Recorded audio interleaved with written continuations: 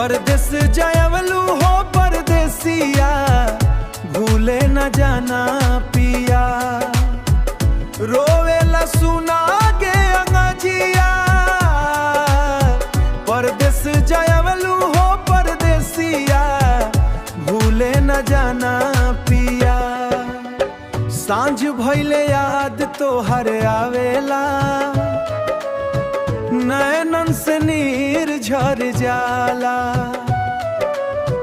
चिट्ठी न फोनवा खबरियो न आवे, मनवा अकेले डर जाला।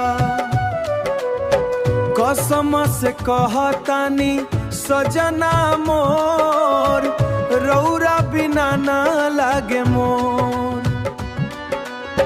जल्दी लौट आई हा सजनावा, तड़पे ही करे जावा तोर। परदेस जयवलू हो परदेसिया, भूले न जाना पिया। ओ तोहरे बिना सुना लागे अंगनावा, रोवेला दिलवा जिया। बरखा के पानी में भीजे चुनरिया, याद दिलावे मिलनवा। चंदनी रतिया पूछे हरदम, कब आई है सजनवा। रौरा खातिर सजनी बैठल बाड़ी, अखिया राह निहारे।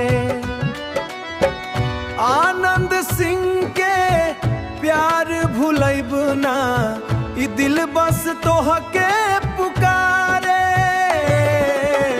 परदेस जयवलू हो परदेसिया, भूले न जाना पिया। ओ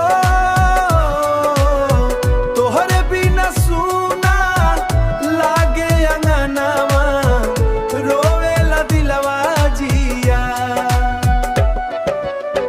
परदेस जयवलू हो परदेसिया, भूले न जाना पिया।